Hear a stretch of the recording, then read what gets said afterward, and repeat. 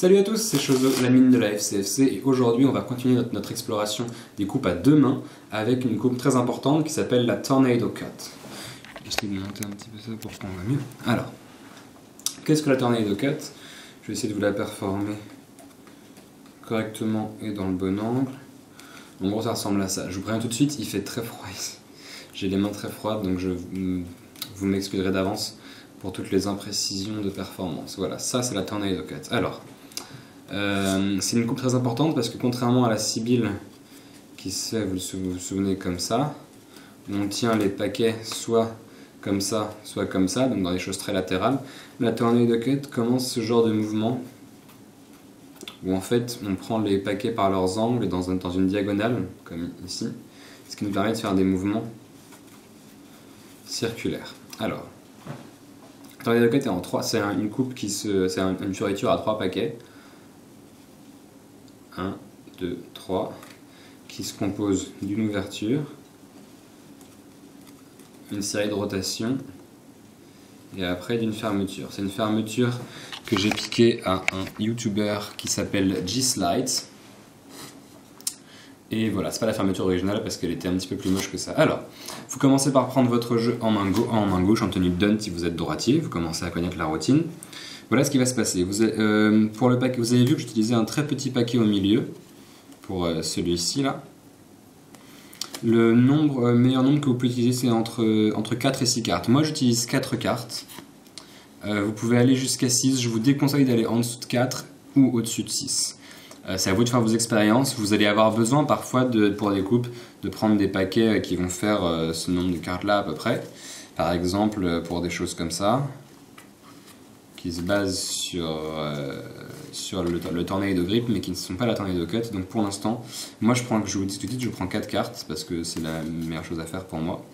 On prend une brisure au petit doigt. Alors, les magiciens savent de quoi je parle. Pour les gens qui ne font pas de magie, qu'est-ce que c'est? C'est une séparation, c'est-à-dire qu'en fait, vous allez prendre votre paquet de 4 cartes. Votre position de donne ici, vous allez juste poser et garder une séparation avec le petit doigt. Vous voyez ici? C'est-à-dire que si je peux enlever tous mes doigts, la séparation est vraiment maintenue par le petit doigt. C'est juste que le reste des doigts met une petite pression pour que le paquet ne se barre pas, tout simplement. Mais donc voilà, donc vous prenez une brisure au petit doigt ici, ok? Et maintenant voilà ce qui va se passer. Suivez bien avec moi s'il vous plaît, et j'espère que vous avez vos cartes en main. Votre petit doigt droit va venir en contact avec ce qui est, puisque si vous avez vos cartes devant vous, ce qui est le coin supérieur droit des cartes, c'est-à-dire celui-ci, celui qui est à l'angle entre votre index et votre majeur là. Et comme vous avez votre séparation ici, vous devriez pouvoir soulever ce paquet avec l'auriculaire. Donc les points de pression, c'est l'auriculaire droit en haut à droite et la base du pouce gauche en bas à gauche. Quand je dis la base du pouce gauche, je vais vraiment parler de cette aire ici. Vous voyez qu'il n'y a pas de... comment est-ce que je vais faire ça? Vous voyez que il n'y a pas de... je ne le mets pas ici, attention. Il ne s'agit pas de faire glisser le paquet. Le paquet est ancré dans le pouce ici. Vous voyez que si je le pousse, ça arrive là. C'est ici votre point de pression. Et non pas... attention à ne pas le faire glisser ou à vous dire... ah, on a l'impression qu'il met le paquet là. C'est très mauvais de le mettre dans cette aire là de la main parce que vous allez avoir besoin de plus de force. On est vraiment juste ici. J'espère que vous pouvez bien voir là. Ok, alors on va reprendre le début. Pour l'ouverture, vous prenez votre paquet, votre petit paquet, 4, 5, 6 cartes. Vous ouvrez ici, donc là vous avez 2 paquets. Vraiment, entraînez-vous à pas beaucoup de pression. Il n'y a pas besoin de beaucoup de pression pour... tenir ce paquet. Là par exemple je suis quasiment, il est presque sur le point de tomber, mais vous voyez ça marche. C'est très important parce que moins vous mettrez de pression, moins vous aurez besoin de force pour faire ces rotations et plus ce sera joli. Si jamais vous avez besoin de beaucoup de pression pour tenir, vous n'arriverez jamais à faire fluidement. L'important c'est pas de le faire vite, l'important c'est de le faire fluidement. Alors on va reprendre. Vous êtes ici, qu'est-ce que vous allez faire maintenant? Votre main gauche va venir au-dessus, en fait elle va se tourner.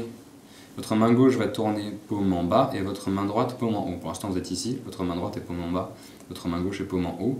vous allez faire l'inverse. Donc évidemment, il ne faut pas que le jeu se pète la gueule, vous allez tenir votre jeu presque en tenue de donne, enfin il est en tenue de donne en fait.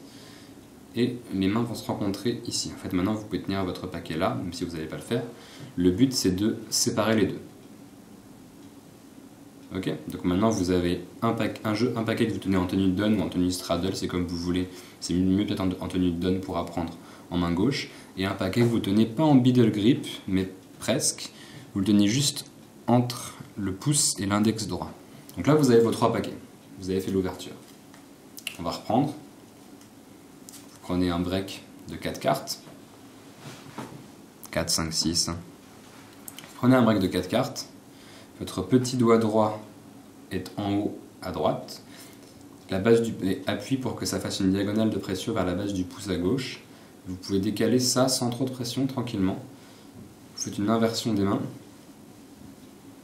Vous pouvez, moi ce que je fais parfois c'est que j'ai feuille pour ce genre de choses, pour ce genre de transfert, j'ai feuille au pouce vite fait. Pour être arrivé, je vais vous montrer ça un peu mieux. J'ai feuille au pouce, comme ça après c'est plus facile de séparer les deux paquets. Donc dans le cas de la tornado cut, ça donne là, ici. Hop. L'important c'est que vous ayez 2 paquets. Alors la taille des paquets, je crois que beaucoup de gens la prennent en prenant les 4/5 du paquet dans cette main-là, pour avoir moins de choses à manipuler ici. Vous pouvez apprendre ça comme ça. Vous pouvez apprendre ça en prenant les 2 tiers là et 1 tiers là. Moi c'est ce que je conseillerais. L'important c'est d'éviter d'en avoir... trop ici, sinon ça va gêner peut-être, ça va vous donner moins de liberté de mouvement dans la main gauche pour les rotations. Donc prenez les 2 tiers du paquet restant ou les 3/4 dans la main droite. Et maintenant on va arriver à ce qui vous intéresse le plus, à savoir les rotations. Alors comment est-ce qu'on fait les rotations de la tornado cut? Au ralenti c'est ça. Alors qu'est-ce que ça donne en fait? On va reprendre du début. Break. On inverse les mains, on sépare en 2. Votre paquet du milieu est face en bas. Ok? Vous allez... En fait, il va se passer ça avec vos mains. Vous voyez là, ça fait déjà presque des rotations. Là, j'en fais pas. Il va se passer ça avec vos mains. C'est ça aussi qui donne cette espèce d'air gracieux à la coupe. Et en fait, votre petit doigt gauche va venir pousser légèrement. Comme ça. Vous voyez que là je pousse le paquet. Donc là il est ici, votre petit doigt gauche vient pousser, et dès qu'il peut, votre annulaire, excusez-moi, droit, vient compléter, ça fait un demi-tour, c'est-à-dire que maintenant le paquet est face en haut. Ne cherchez pas à faire un tour complet à chaque fois, parce que ça vous n'y arriverez pas. Hop, et là. Et une fois qu'il est face en l'air, après la première rotation, on est dans cette position-là, donc on peut refaire, hop, le petit doigt pousse, et l'annulaire. Hop, 1, 2. Alors, combien de rotations il faut faire? Moi j'en fais entre 4 et 8, il faut en faire un nombre pair, en général. Vous avez le droit de ne pas en faire un nombre pair si la coupe en a besoin. Dans la tornado cut, on en fait un nombre pair, pourquoi? Parce que ça nous permet d'aller d'un paquet face en bas à un paquet face en bas encore une fois, et on en a besoin pour la fermeture. Moi je vous conseille de vous entraîner sur 8. Certaines personnes, si vous le mettez dans une séquence d'autres coupes, n'en mettez peut-être que 4 ou 6, mais pour apprendre 8 c'est pas mal. En tout cas ne le faites pas forcément trop longtemps, enfin si vous pouvez le faire longtemps, mais à ce moment là faites attention à bien le faire lentement, c'est la lenteur qui vous donnera la fluidité, cette espèce de mouvement de va-et-vient entre les mains. Et aussi, très important, vous allez vous rendre compte, moi je le fais plus parce que là j'ai l'habitude, mais au début, j'ai tellement l'habitude que je fais tomber les cartes.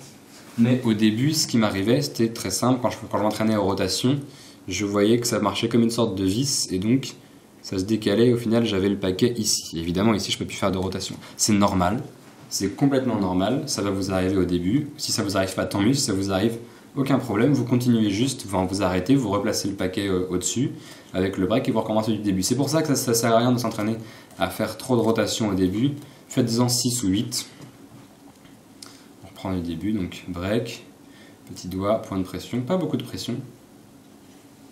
Hop, on coordonne l'action des mains avec pas beaucoup de pression. Alors une fois qu'on est arrivé ici, qu'est-ce qu'on fait? En fait, Il faut que je me souvienne de la fermeture. Ah oui, c'est ça. Alors, celle que je vais vous enseigner, on pourrait fermer comme ça, mais en fait, on va faire un truc un petit peu mieux. On est ici, on est face en bas. Alors voilà ce qui va se passer. Votre pouce gauche, lui, il peut venir au-dessus de ce paquet-là. Et c'est exactement ce qu'il va faire. Il va venir au-dessus du paquet du milieu et il va tirer une carte. On voit pas très bien parce que c'est des bises, dommage. Mais si jamais je le mets comme ça, vous voyez bien que ici, on va tirer cette carte-là sur le paquet du dessus. Et après, on va fermer comme ça. Alors, je vais refaire.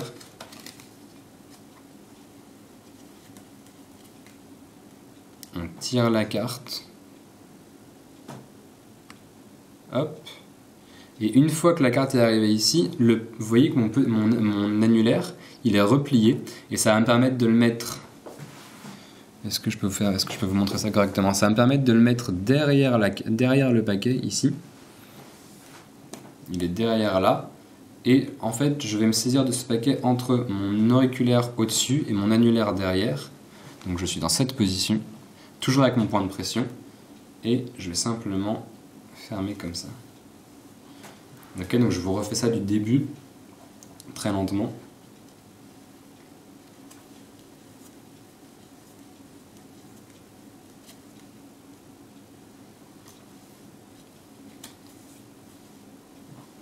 Voilà, donc c'est la tornado cut, c'est pas très compliqué, c'est juste une question d'habitude. Donc c'est une coupe assez jolie qui peut s'incorporer dans... C'est surtout un grip extrêmement important encore aujourd'hui, c'est-à-dire qu'il y a beaucoup de choses qui partent de cette position-là. Et aussi c'est un concept très important de savoir qu'on peut faire tourner les paquets sur leurs angles. Ça a donné lieu à toute une école, si vous cherchez des coupes comme Wings of the Mockingbird, ou simplement le Mockingbird d'Arenio, c'est exactement basé sur ce tornado de grip là. Et donc on peut le faire à partir d'ici.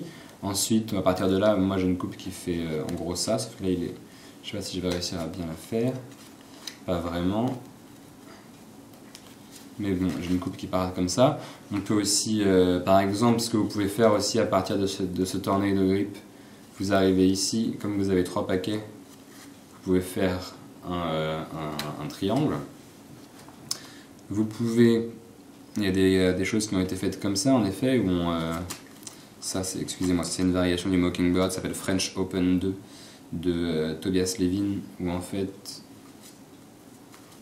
Vous voyez que là, je suis toujours en tornado de grip, c'est juste que j'ai pris un gros paquet ici, après je l'ai séparé comme ça, je vous montrerai ce genre de choses plus tard. Mais bon, c'est vraiment une coupe qui a une importance capitale dans l'histoire des fioritures, donc apprenez-la, c'est très important. Je vous la remonte une dernière fois en vous détaillant tout, et après on quittera ça. Alors, 4 cartes, 4, 5, 6, break, petit doigt, pas beaucoup de pression, juste au ténard, on renverse les mains, on se sépare en deux, le petit doigt pousse en faisant ça, et l'auriculaire fait revenir dans la position initiale. On revient face en bas, le pouce tire une carte, on clip entre les deux doigts ici, et on ferme ici, le reste se ferme naturellement. Et on a fini la tornado cut. Voilà, j'espère que c'est un tutoriel qui vous a appris des choses. Si vous avez des questions, n'hésitez pas à vous inscrire sur le forum dont le lien est dans la description. De mémoire, c'est this6fcfc.frbb.net et je vous dis à bientôt pour de nouveaux tutoriaux. Salut!